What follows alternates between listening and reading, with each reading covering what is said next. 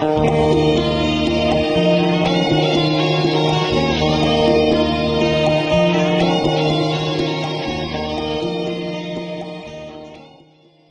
I want to ask one final question. What events can we expect in the next 4 or 5 years on planet Earth?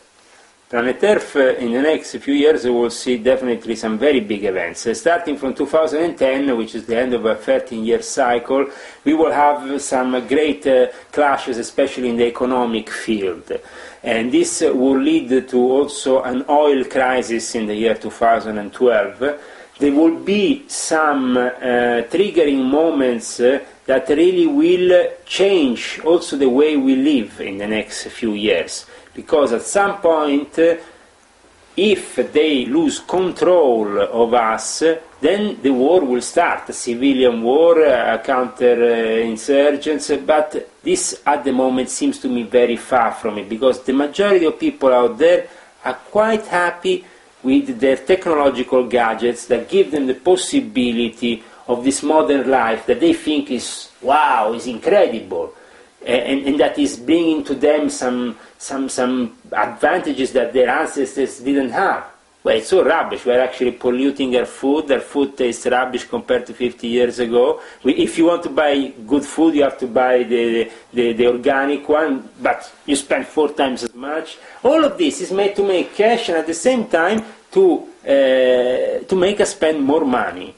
And the quality of life is not necessarily increased with the fact that I have the internet or I have the phone, I can call all the world. Who cares if you can call all the world? Okay, but you are saying there will be a change of consciousness, that it is anticipated and it is coming around 2012. What we will see, at least in the Illuminati, from my experience, what they will see in their eyes is that they have to implement the end of time scenario with a Messiah, with somebody that can take the place of a driving force also in the spiritual arena.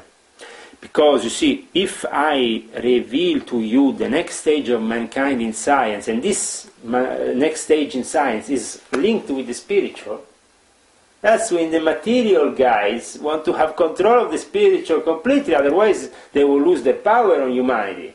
So that's why they're preparing this holy charade, where every now and then we have more disinformation. Like, for example, Dan Brown. Dan Brown is the king of disinformation. I still have a part of the Knights Templars that is connected to me and is in favor of what I'm doing, though it's a minority respect to the majority of them. Okay. A scenario for the future of... Yeah. Like 2012, that the Illuminati has, what their plans are. Well, the calculations are that after 2012 we're going to have 7 years of tribulation. This really brings us to 2019, the 7 years of tribulation in which we will have the coming of the Messiah. Now, you have to understand that the coming of the Messiah has been in a way opposed, and that's why the Jesuits control the astronomic and control very closely the stars in order to know where any possibility of the rebirth of Christ might occur, of the rebirth of Jesus within certain bloodlines. So they have been searching these bloodlines, tracing any possible heir to this throne, which is the throne of the kingdom of God on earth.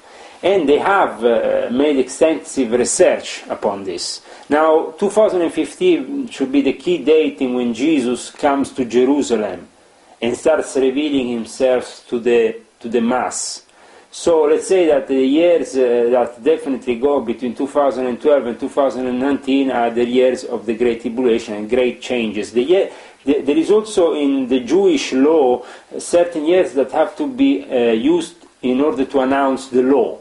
2012 is one of those years in which the law can be announced. Then there is certain years in which you can't announce the law. So even if a Messiah came, he will not be able to talk. So the Messiah has to come in a specific... He has to already be born now if he's going to even, talk to people. He'd be a child in 2012, would he not? Yeah, no, absolutely. But the Messiah has been already born, but is he a Messiah or is he an Antichrist? That's the thing. Because up until now we have seen that the attempts of the New World Order to create a Messiah failed. Like Alice Bailey tried with Krishnamurti. and that failed completely.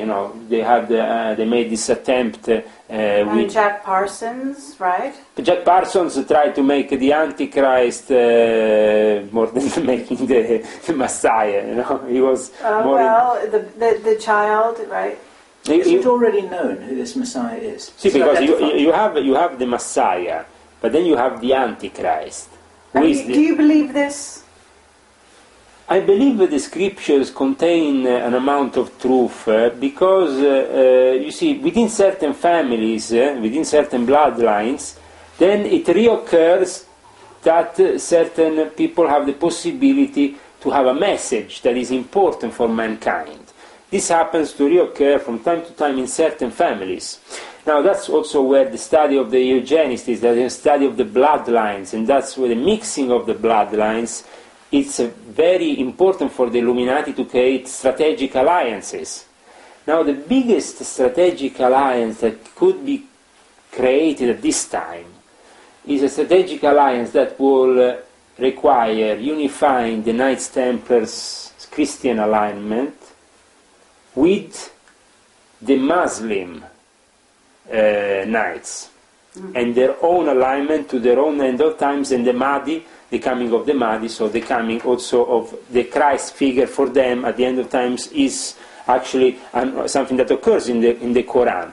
So the holy texts don't differ, and the same for the Jews. They also have a specific idea of what the Messiah should or should be not. But in any case, Aleister Crowley announced that the Messiah will not be in any case Jewish by birth, pure Jewish, as they would say, And also Aleister Crowley loved to take the gimmick out of the head rabbi in New York, telling him, okay, but I also tell you that I'm not the Antichrist, because he was the beast. So an Antichrist will come, there will be a false prophet, there will be certain characters. I think that during the course of times, characters happen to reoccur. So we have many antichrists, many false prophets, but at the end of times you have a very strong reflection of it. I understand. I think that is coincided with you were talking about an analogic thought. Is not the Bible and is not some of this philosophy of the Illuminati much more analogy? You're talking about the coming of a Christ consciousness, but not necessarily a Christ figure. But for the Illuminati, the important thing is to mix the two things. To have the Christ consciousness inside a human being that can be a manifestation of that consciousness. That they can control, is what you mean. Well, they would like to control, but God doesn't ever let things happen in the traditional way, as mankind likes to always take control, and hopefully, as I said before, they would like to even control if sometimes if there is the birth of something dangerous to them, they directly eliminate it, so they don't have any problems. And that could be, for example, when Princess Diana was having a child from Dodi Al-Fayed. See, that would have created a problem. Muslim into the holy Christian background of of this reigning family, which is one of the most important we have in the sacred Roman Empire environment, which is the British royal family. So that would have been very difficult. What I said before, the solution, the mix of the blood, the mix the Christian, mix the Muslim, but Muslim has to be the descendants of the Prophet Muhammad. So a specific bloodline has to be captured for that operation. So are you saying that this person has been chosen, the birth has already happened? These things are done between people who don't talk much. And they don't talk because if they talk, mankind will always say, it's not true, it's not I don't believe in this, I don't believe in that. This is not a matter of discussion for the Illuminati, because we know from inside, working with these things, that this is not a matter of assumptions, it's a matter of science.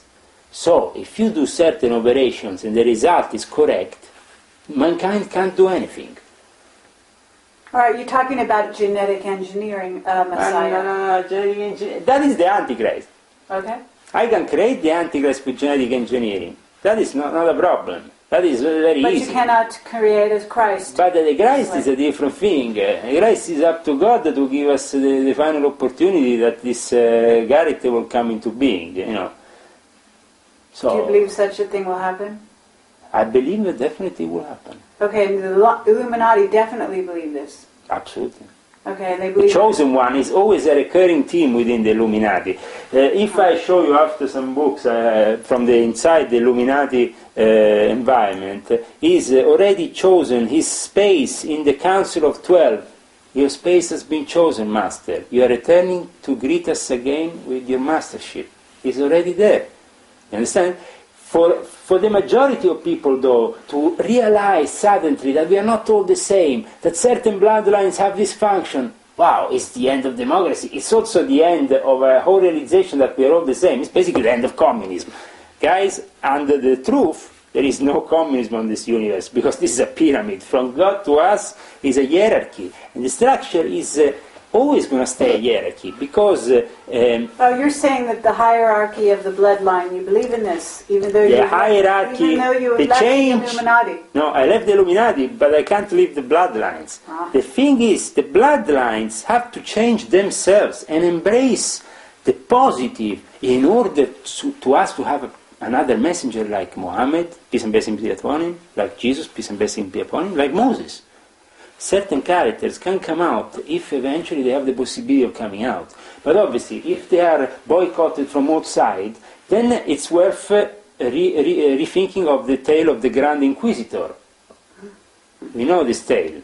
If I come out and say, tomorrow morning, the time Jesus, I'm going to have very big problems. And in ancient times... Well, isn't it true that this is going to be the nature of anyone who comes forward anyway? He will be locked up. After 2 minutes, his secret will be judged as dangerous. Is there a control scenario to reduce the world's population drastically? You see, that is another thing that definitely is to do with the resources, more than to do with objectively, the Illuminati want to do money on us. They are heading the corporates. The secret societies are making business on us. So, for them... They don't have a program to eliminate us. But the problem is the heads of the whole thing. When they see that there is missing the resources for all of us to be living at the same time, then they have to eliminate part of the population. And in that case, they bring in the weapons, they bring in the wars that can make sure, or the disasters that can make sure that the population gets decreased. Is this in progress at the moment?